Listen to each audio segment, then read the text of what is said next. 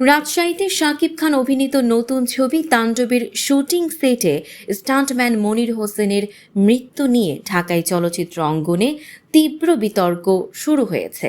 এই ঘটনাকে কেন্দ্র করে শাকিব খানের নীরব থাকা নিয়ে এবার ক্ষোভ প্রকাশ করেছেন একসময়ের জনপ্রিয় চিত্রনায়িকা রত্না কবির।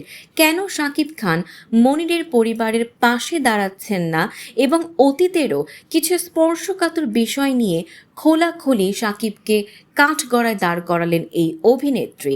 সোমবার নিজের ফেসবুক অ্যাকাউন্টে দেয়া পোস্টে রত্না লেখেন, সুপ্রিয় খান সাহেব, যুগের পর যুগ হাততালি পেয়েছেন, নায়িকাকে ভিলেনের হাত থেকে বাঁচিয়ে হয়েছেন নায়ক, কিন্তু কাল তাণ্ডবের সেটে স্টান্টম্যান মনির অসুস্থ হয়ে মৃত্যুবরণ করলেন, অথচ আপনি এখনও একবারও হাসপাতালে বা তার পরিবারের কাছে যাননি।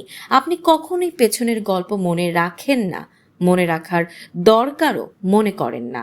রত্না আরও অভিযোগ করেন, আপনার প্রেমিকা প্রায়োরিটি বরাবরই ছিল নায়িকা নির্বাচনের ক্ষেত্রেও।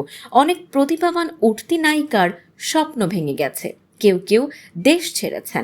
যদিও আপনি পর্দায় অতুলনীয়, বাস্তবেও এবার সেই নায়ক হয়ে উঠুন। সিনেমা থেকে অনেক কিছু পেয়েছেন, এবার কিছু ফিরিয়ে দিন।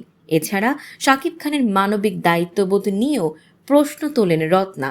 তিনি বলেন, যতই ইংরেজি শিখেন, পাকিস্তানি ভাষা বলতে পারেন আর হিন্দি ভাষা বলে বাহবা পান, আপনি বাংলাদেশেরই সন্তান।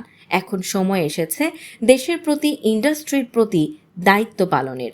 প্রসঙ্গত 2003 সালে শাকিব খানের সঙ্গে হিংসা প্রতিহিংসা ছবিতে জুটি বেঁধেছিলেন রত্না। যদিও এরপর আর একসঙ্গে কাজ হয়নি, তবে শাকিবের সঙ্গে সম্পর্ক কখনোই খারাপ ছিল না বলেই জানা যায়। কিন্তু এবার এই অভিনেত্রী সামাজিক মাধ্যমে প্রকাশ্যেই শাকিব খানের দায়িত্বহীন আচরণের বিরুদ্ধে ক্ষোভ ঝাড়লেন।